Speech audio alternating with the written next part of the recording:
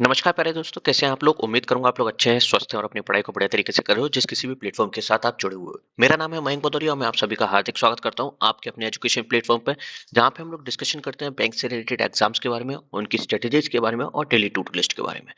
अभी जो चैनल पे जो सीरीज चल रही है वो चल रही है एसबीआई क्लर्क के लिए 2024-2025 के लिए डेली टू डू लिस्ट, ठीक है। और आज उस टू डू लिस्ट का डे नंबर 5 है। आज हम लोग क्या क्या डिस्कशन करने वाले हैं उस चीज के बारे में डिटेल में डिस्कशन करेंगे। उससे पहले आपने पूरे चैनल पे जो प्यार दिया, ठीक है ना, हमारे सब्सक्राइबर बढ़े, उसके लिए मैं आप सभी का दिल से धन्यवाद करता हूँ, ठीक है। और उम्मीद करता हूँ कि आप अपना प्यार और अपना स्नेह, अपना आशीर्वाद ऐसे ही हमारे ऊपर बना के रखेंगे, ठीक है। तो चलिए फिर शुरू करते हैं बिना किसी देरी के साथ। अगर आप अपना टाइम बचाना चाहते हैं तो इस वीडियो को 1.25 1.52 पे देख सकते हैं, जिससे कि आपको अपने समय की बचत हो, ठीक है। चलिए फिर शुरू करते हैं बिना किसी देरी से। सबसे पहले बात करेंगे उस टॉपिक के बारे में, उस सब्जेक्ट के बारे में जो हमको अक्सर डराता है, ठीक है ना, और वो है इंग्लिश। ठीक है, तो इंग्लिश में क्या करेंगे वो सब आज चीज हम डिटेल में डिस्कशन करेंगे। पहले मैं लिख देता हूं कि आज आपका डे नंबर 5 है, ठीक है। चलिए इंग्लिश की बात करते हैं कि इंग्लिश में आज क्या क्या करना है हमको। देखो, हमको इतना पता है कि हमने क्या क्या किया था कल।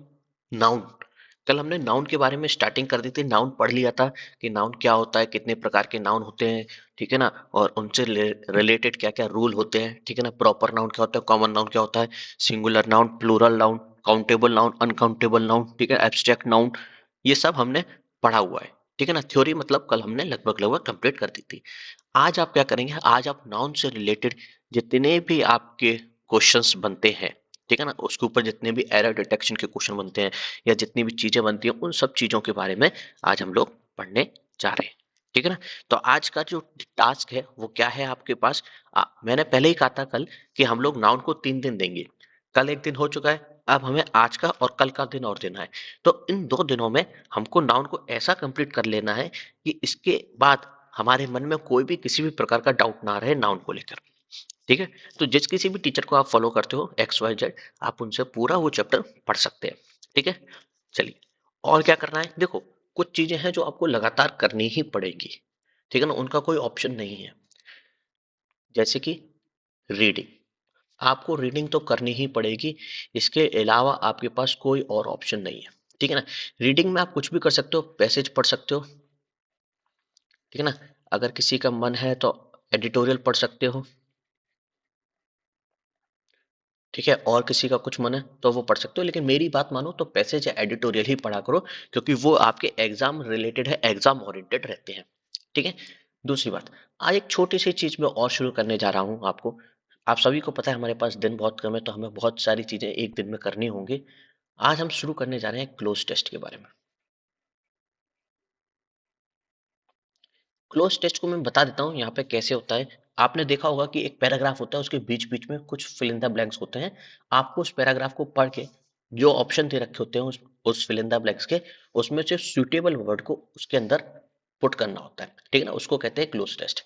एक तरह से आप क्लोज टेस्ट को क्या बोल सकते हो, रिक्त स्थान भी बोल सकते हो अगर किसी ने हिंदी पढ़ी है तो, ठीक है ना, फिल इन द ब्लैंक्स, ठीक है। तो आपको क्लोज टेस्ट थोड़ा स्टार्ट कर देना है पढ़ना। अच्छा, क्लोज टेस्ट कैसे करना है, अगर आपको बिल्कुल नहीं पता है क्लोज टेस्ट के बारे में, तो आप एक वीडियो देखेंगे, वहां पे देखेंगे कि किस तरीके से क्लोज टेस्ट को अप्रोच किया जाता है, किस तरीके से हम लोग आंसर फाइंड करते हैं, ठीक है ना। वहां पे आप वीडियो डालोगे ना, how to solve cloze test, आपको बहुत सारी वीडियो मिलेंगी। उनमें से जिस भी वीडियो को आपको अच्छा लगता है आप उसकी वीडियो देखिए, या फिर आप जिस भी किसी टीचर को फॉलो कर रहे थे उसका पर्टिकुलर नाम डाल के देख दीजिए कि वो क्लोज टेस्ट कैसे सॉल्व करता है, उसकी वीडियो आपको देखनी है, ठीक है ना। अभी सिर्फ आपको वीडियो देखनी है, आप ये उम्मीद मत करना कि आप है ना आंसर टिक कर दोगे, क्योंकि अभी बहुत सारे कॉन्सेप्ट, बहुत सारे रूल आपको पता ही नहीं है। तो आप ये उम्मीद मत करना कि आप क्लोज टेस्ट पूरा पूरा कर दोगे। बस आप एक अप्रोच देखना है, आपको क्या करना है, आपको एक अप्रोच देखनी है कि किस तरीके से क्वेश्चन को सॉल्व किया जाता है, ठीक है। इतना कर लेंगे आज आप इंग्लिश में, इतना कर लेंगे, वेरी गुड।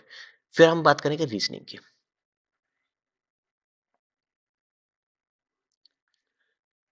रीजनिंग में आपने सिलोजिज्म कंप्लीट किया, सुनना जरा बात। रीजनिंग में आपने सिलोजिज्म कंप्लीट किया, कोडेड और रिवर्स सिलोजिज्म, जो भी मैंने दिए थे, ठीक है ना, जो भी मैंने दिए थे कंप्लीट किए ना। चलो वेरी गुड। आज आप क्या करेंगे, आज बहुत ज्यादा एक इंपॉर्टेंट टॉपिक आता है, ठीक है ना, उसके बारे में थोड़ा बात करने जा रहे हैं, ठीक है। उस टॉपिक को मैं यहाँ पे लिख रहा हूँ, उसके बारे में थोड़ी सी चर्चा करेंगे और उसको कैसे पढ़ना है वो भी यहाँ पे देखेंगे, ठीक है। प्री एग्जाम में, एसबीआई क्लर्क के प्री एग्जाम में हमेशा एक क्वेश्चन देखने को मिलता है और वो क्वेश्चन होता है ऑर्डर एंड रैंकिंग का। ऑर्डर एंड रैंकिंग का एक क्वेश्चन देखने को मिलता है। बहुत छोटा टॉपिक है, आज ही खत्म हो जाएगा। ऑर्डर एंड रैंकिंग आपने देखा होगा, जैसे कि मैं एग्जांपल देता हूँ यहाँ पे, ठीक है ना, यहाँ पे एग्जांपल दे रहा हूँ, ध्यान से देखना। 8 लोग हैं, 8 पर्सन है, डिफरेंट वेट है उनका, क्या है, डिफरेंट वेट है। फिर वो ऐसी लाइन देता है कि ए का वेट बी से बड़ा है लेकिन डी से छोटा है, ठीक है। ई का वेट पी से बड़ा है लेकिन क्यू से छोटा है। जो क्यू का वेट है वो ए से तो बड़ा है लेकिन डी से छोटा है। ऐसे करके आपने कुछ देखे होंगे क्वेश्चन, ठीक है ना।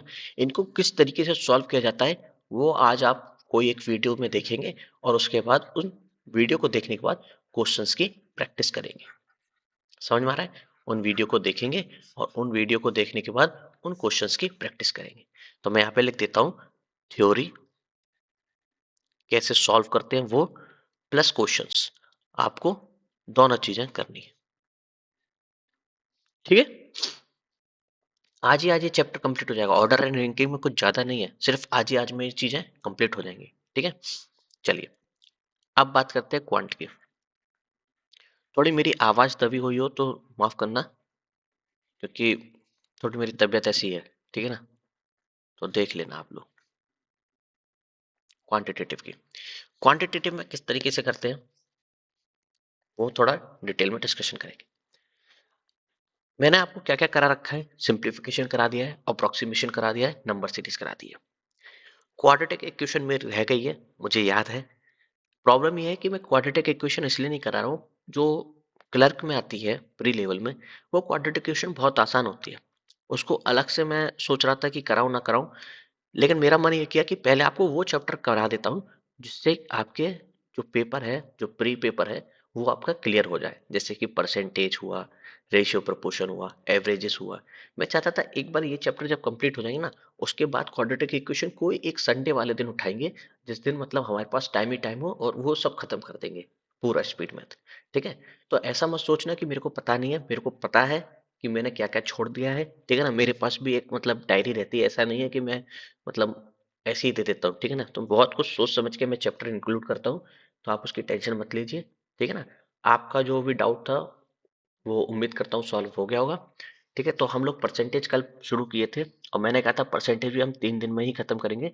तो मैं आपको बोल रहा हूँ कि आपको परसेंटेज के न्यूमेरिकल लगाने हैं, ठीक है ना। क्या लगाने? न्यूमेरिकल।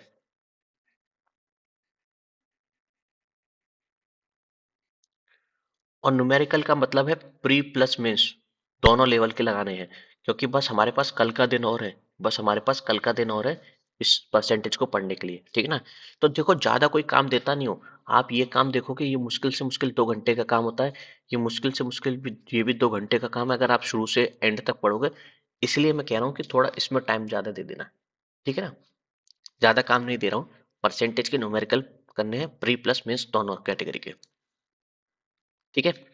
ठीक है, चलो। अच्छा, इसके बाद क्या करना है, इसके बाद क्या करना है, अच्छा, यहाँ पे लिख देता हूँ जीएस में। जीएस में हमने दिसंबर 1 वीक और दिसंबर 2 वीक कंप्लीट कर लिया है, ठीक है ना। 2 वीक दिसंबर के कंप्लीट हो गए हैं। मैं क्या कह रहा हूँ, जनवरी जैन का आप डेली करो, जैन के जितने भी आ रहे हैं वो डेली करो, और बैकलॉग धीरे धीरे कंप्लीट करो। समझ रहे हो मैं क्या कह रहा हूँ? सुनो ध्यान से, सुनो मेरी बात। जनवरी के करंट अफेयर तो आप डेली करो, रोज के रोज, ठीक है। और जो दिसंबर का है, नवंबर का है, वो हम लोग वीकली कर रहे हैं, ठीक है ना। क्योंकि हमको पता है हमारा मार्च में पेपर है अगर मीन्स, तो 6 महीने के पढ़ने हैं आपको, सितंबर अक्टूबर नवंबर दिसंबर जनवरी फरवरी, ठीक है ना। तो अभी हम दिसंबर 2 वीक पे आ गए, जैन का तो डेली पढ़ो, ठीक है। और दिसंबर का वीक 3 पढ़ो, दिसंबर का वीक 3। इसको है ना, हम कम से कम 3 दिन में खत्म करेंगे, 3 से 4 दिन में खत्म करेंगे, ठीक है, तो आराम आराम से पढ़ना है, इसको बिल्कुल आराम आराम से पढ़ना है, मैं अंडरलाइन कर दे रहा हूँ, इसको बिल्कुल आराम आराम से पढ़ना है। जैन का डेली पढ़ना है, फर्स्ट सेकंड, आज थर्ड है ना, आज आपको थर्ड जैन का पढ़ना है। आप कहोगे कि पीडीएफ आती नहीं है सर, देखो मैंने ना कल 3 बार चेक किया साइट पे जाके, लेकिन वो पीडीएफ अपलोड हुआ नहीं था, इसलिए फिर मैंने उसका लिंक भेजा वीडियो का कि कहाँ से पढ़ना है। ठीक है, समझ रहे हो इस बात को? हाँ, तो जैसे ही अगर पीडीएफ आएगा, मैं आपको उसी टाइम ग्रुप में डाल दूँ, ठीक है ना।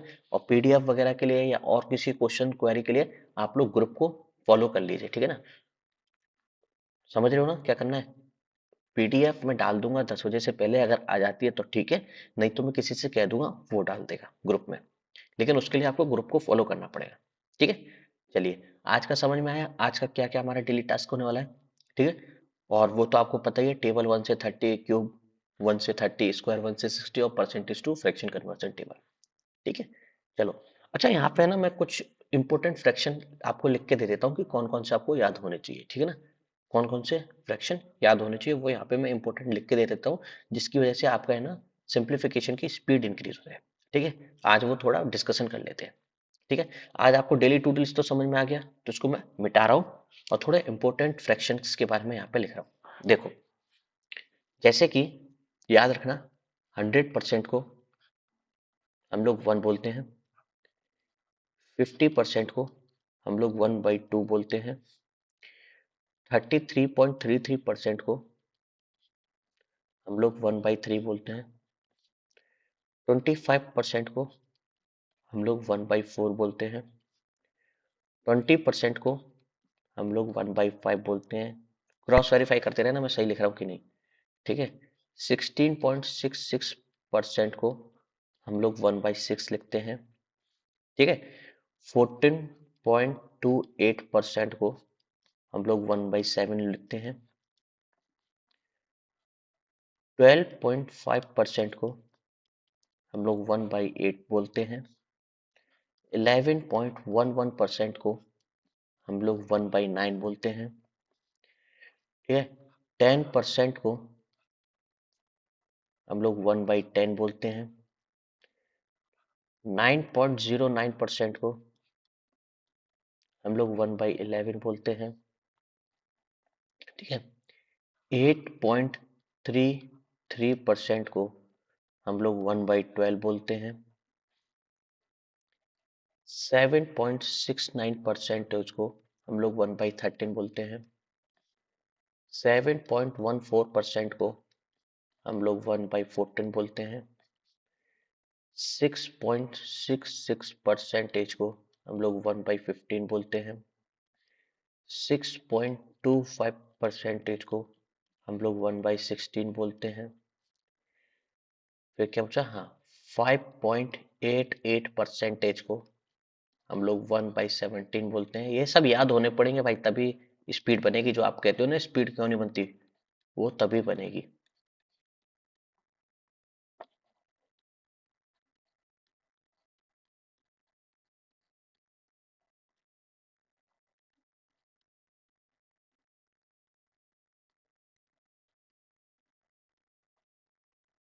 ठीक है, 1/23 बोलते हैं। ये तो आपको याद होने चाहिए। ठीक है, इसके अलावा कुछ और है, वो और मैं लिख देता हूँ। जैसे कि 66.66% को हम लोग 2/3 बोलते हैं। ठीक है, समझ में आया? समझ में आया? 83.33% को हम लोग 5/6 बोलते हैं। ठीक है, 28.56% को हम लोग 2/7 बोलते हैं।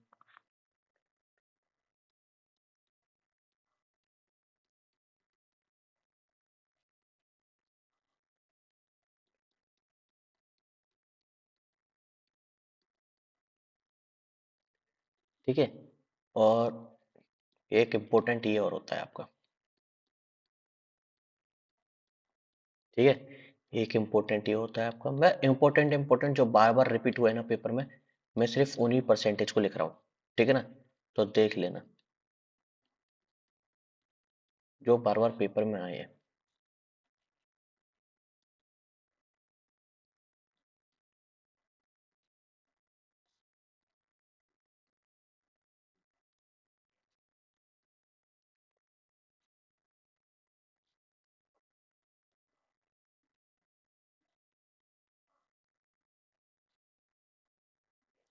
देखो भाई, अगर आपको स्पीड इंक्रीज करनी है, ठीक है ना, तो आपको ये जो टेबल है ना, परसेंटेज टू फ्रैक्शन, ये आनी चाहिए, ये आनी चाहिए।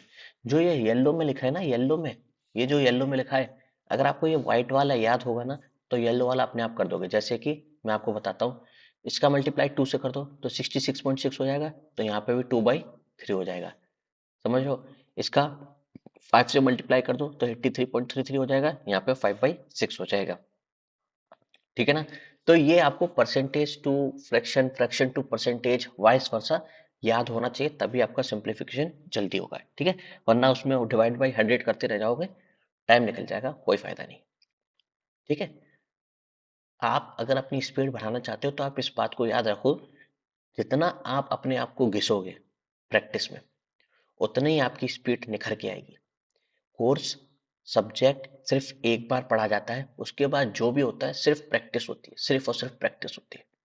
ठीक है, याद रखना इस बात को। तो मैं आपसे फिर दोबारा कह रहा हूँ, अगर आप स्पीड बढ़ाना चाहते हो तो आप कोर्स कंप्लीट करके अपने आप को घिस दो, मतलब जितना घिस सकते हो इतना प्रैक्टिस करो, इतना प्रैक्टिस करो कि तुम्हारे पेन खत्म होने चाहिए, कम से कम दो दो पेन, एक एक हफ्ते में दो दो पेन खत्म होने चाहिए, इतनी प्रैक्टिस करनी, तब जाके उस लेवल की आप स्पीड बना पाओगे। समझ में आ रहा है? चलो तो फिर आज के लिए इतना ही रखते हैं, फिर आपसे मुलाकात होगी, तब तक के लिए नमस्कार। अपना खूब ध्यान रखिएगा, ठंड में बाहर मत निकलिएगा, जरूरत हो तभी निकलिएगा, पढ़ाई पे पूरा फोकस करिएगा और अपने माता पिता का, अपने घर वालों का नाम रोशन करिएगा। ठीक है, तो आज के लिए इतना ही, नमस्कार, आपका दिन शुभ हो।